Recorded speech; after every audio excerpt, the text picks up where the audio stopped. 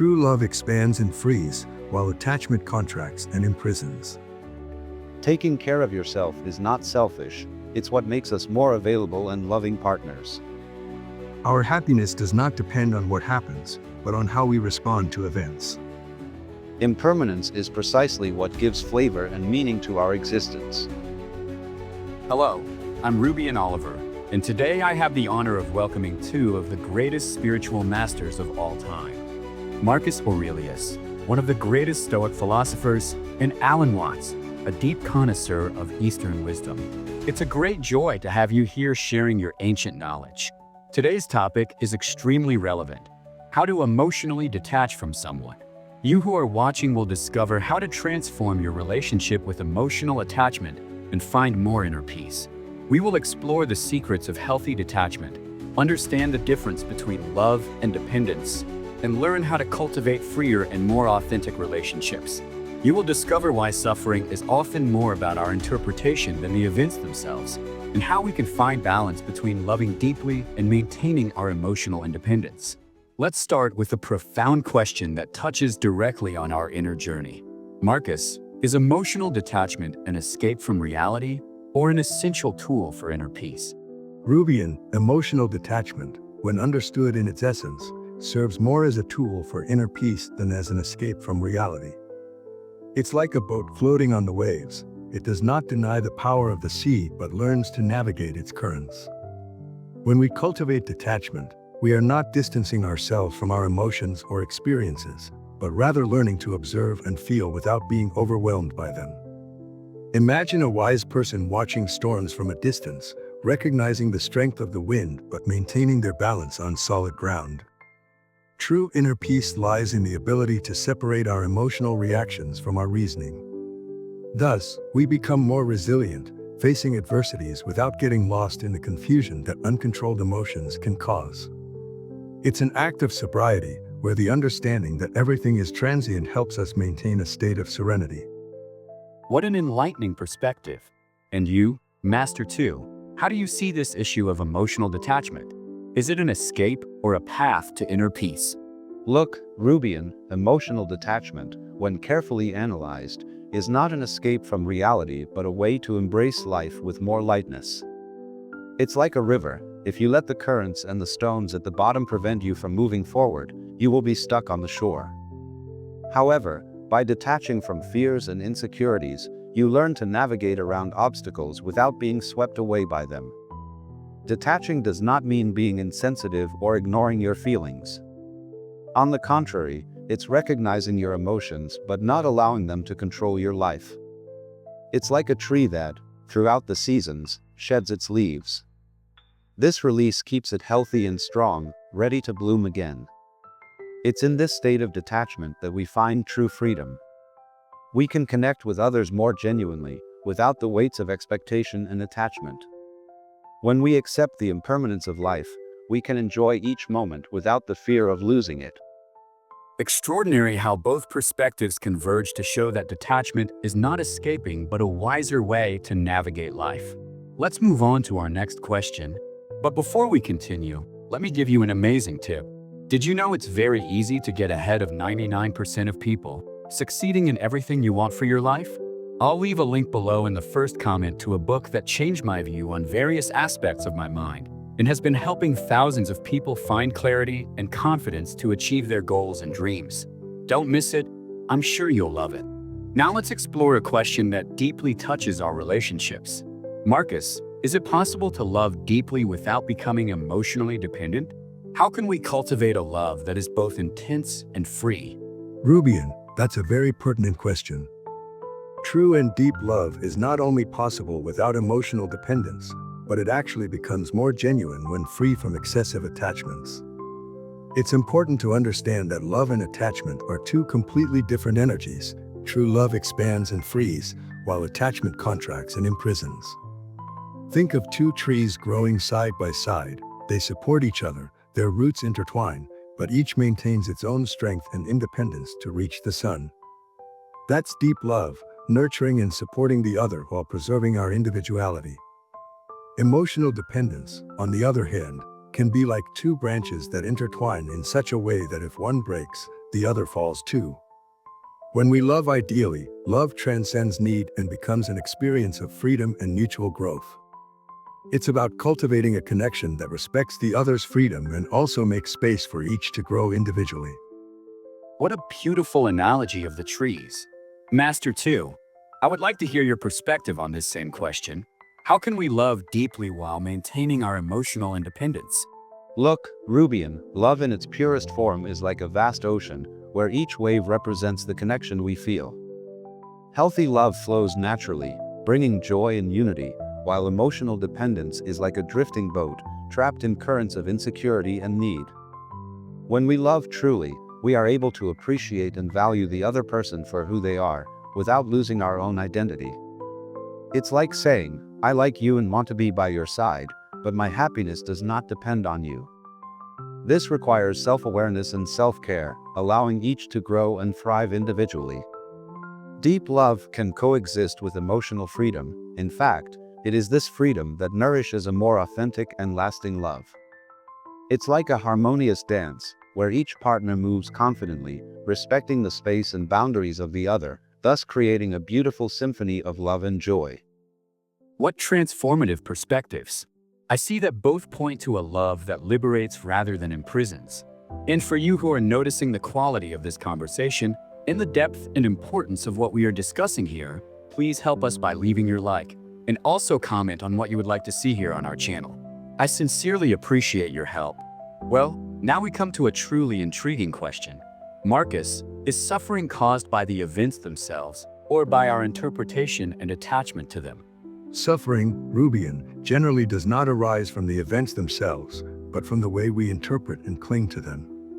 Life is like a stage where each scene can be viewed from different perspectives. Imagine a criticism you receive. The fact itself is neutral, but the pain it causes depends entirely on your interpretation. If you see this criticism as an opportunity for growth and learning, the suffering will be minimal. However, if you cling to the idea that you were unjustly attacked, suffering settles in like an unwanted guest in your mind. Attachment intensifies our feelings of pain. When we cling to specific outcomes or to how we think life should be, we become vulnerable to suffering. The key is to detach from what we cannot control, whether it's the opinions of others or external circumstances. It is through this detachment that we find a path to serenity. Fascinating, this perspective on how our interpretation shapes our experience.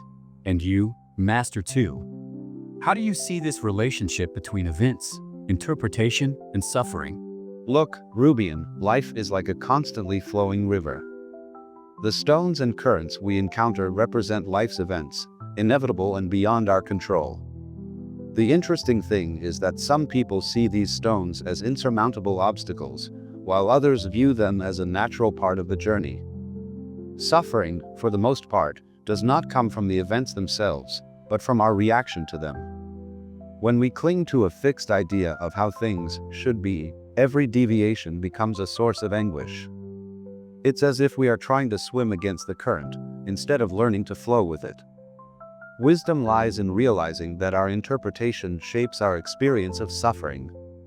When we can loosen that attachment a bit and embrace the impermanence of events, we discover real freedom, a lightness that transforms our relationship with everything that happens around us. Amazing how both highlight the power of our interpretation. It makes me realize that perhaps the key to reducing suffering lies more in our hands than we imagine. We have reached a fundamental question about our relationship with emotions. Marcus, is control over our emotions an illusion or the key to true freedom? Look, Rubian, this is a complex question that deserves careful analysis. Control over our emotions is not an illusion, but rather a fundamental skill for achieving true freedom. It's like a dance. We need to learn the basic steps before creating our own choreography. When we develop the ability to govern our internal reactions, we cultivate a stability that allows us to navigate through adversities without being swept away by the currents of despair or frustration. Without this mastery, we risk becoming hostages to our passions and external events. True suffering does not lie in the emotions themselves, but in the way we respond to them. By cultivating self-awareness and emotional discipline, we strengthen our character and achieve a more balanced and meaningful life. Freedom manifests when we can act according to our rational and virtuous nature. What an interesting perspective on the balance between control and freedom. Master 2, how do you see this issue? Does emotional control imprison us or set us free? Rubian, this reflection leads us to a deep understanding of the nature of emotions. You see, our emotions are like a river in constant motion. They naturally come and go, and trying to control them completely can be a source of frustration. When we overly strive to control our emotions, it's like trying to build barriers in a raging river. Eventually, the pressure becomes so great that the barriers break. True freedom does not lie in rigid control, but in the acceptance and understanding of these emotions. It's like a surfer who does not fight against the waves but learns to move with them. Real freedom lies in allowing emotions to flow naturally, recognizing and understanding them without fear of feeling them. When we stop fighting and start dancing with our emotions, we find a lightness that truly connects us to life. Fascinating how each perspective brings us a different angle on this truth. While one shows us the value of emotional discipline, the other reminds us of the importance of acceptance and natural flow. Let's move on to our next question. We come to a question that touches the hearts of many relationships. Marcus, does detachment make us cold and indifferent, or does it allow us to love in a more mature and conscious way? Rubian, this is a very common confusion.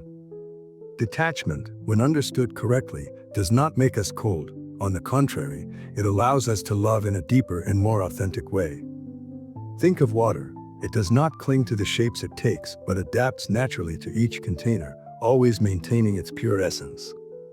When we free ourselves from expectations and excessive attachments, we remove the weight of insecurity and the need to control what is beyond our reach. This does not diminish our love or consideration. In fact, it cultivates a more genuine love, born of gratitude and not need.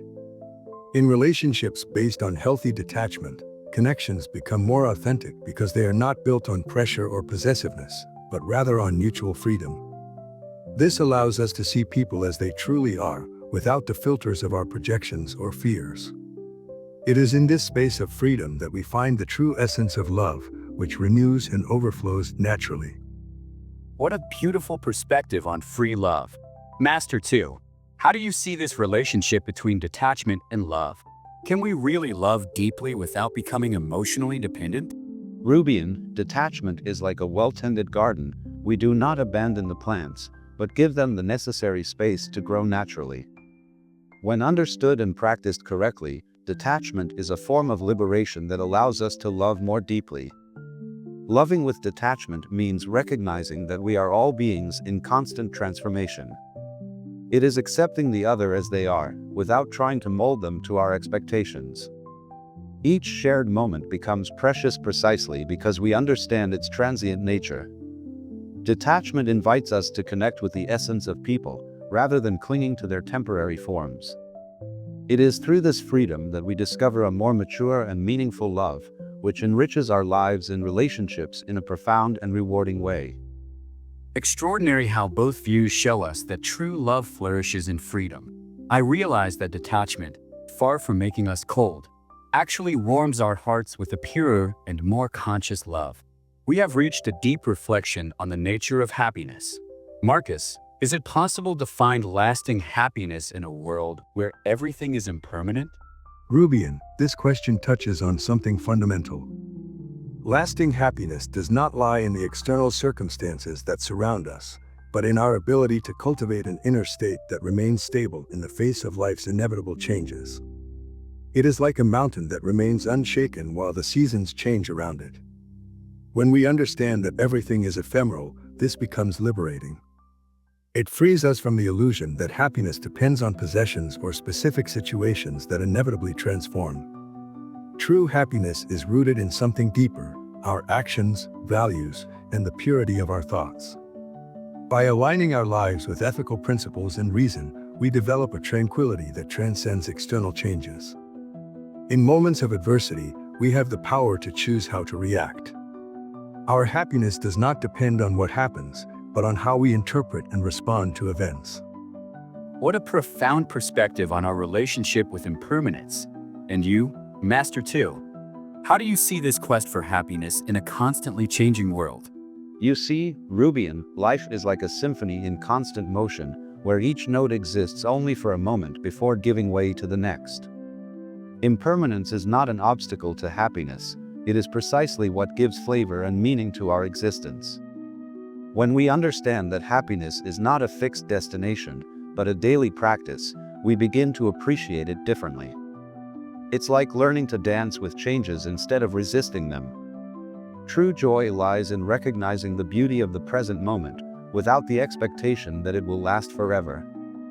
By developing gratitude for what we have now and learning to flow with life's transformations, we find a space of inner peace that transcends external circumstances. It is in this state of acceptance and presence that true happiness can flourish. Remarkable how both views show us that true happiness is not in permanence, but in our ability to find peace amidst the constant flow of life. A deep question now arises, touching the root of our emotional well-being. Marcus, is the pursuit of controlling the uncontrollable really the source of our emotional suffering? Exactly, Rubian. This incessant quest for control is undoubtedly one of the main causes of our suffering. It is interesting to note that when we cling to the idea that we can shape every aspect of life according to our wills, we create a prison for ourselves. Think of a person trying to control the weather. No matter how much they plan or worry, there is no way to guarantee a sunny day for an outdoor event. This attempt to control the uncontrollable only generates frustration and anxiety. True wisdom lies in focusing on what we can truly influence, our thoughts and reactions. When we accept that many aspects of life are beyond our control, we free our minds and hearts from the weight of expectation. It is in this acceptance that we find true strength and the ability to live fully in the present. What a deep reflection on our relationship with control. Master 2, how do you see this human attempt to control the uncontrollable and its relationship to our suffering? Rubian, this is a fundamental question for understanding the nature of our suffering. Imagine life as a grand symphony. Each moment brings its own melody, some harmonious, others challenging. When we try to control every note, we lose the beauty of the composition as a whole. Resistance to the natural flow of life generates frustration and anxiety. It's like trying to swim against a powerful current. The more we struggle, the more exhausted we become. The practice of acceptance invites us to live in the present, to flow with circumstances instead of battling against them. When we let go of this compulsive need for control, we allow life to unfold naturally. It is in this space of freedom that we can experience life as it is, with its uncertainties and imperfect beauties. Impressive how both views converge to show us that true freedom lies in letting go of control and flowing with life. A crucial question now arises, touching directly on our relationships. Marcus, is emotional autonomy a sign of selfishness or a prerequisite for healthy relationships? Rubian, it is important to clarify that emotional autonomy is far from being selfish. In fact, it is fundamental for building truly healthy relationships. Think of a rowing boat. If each rower does not know their own direction, the boat will drift. Similarly, in relationships, we need to have clarity about our emotions and needs. When we develop this autonomy, we become capable of sharing our needs more clearly, avoiding misunderstandings and unnecessary conflicts. Furthermore, we can offer support and empathy to others without losing ourselves in their dramas or insecurities.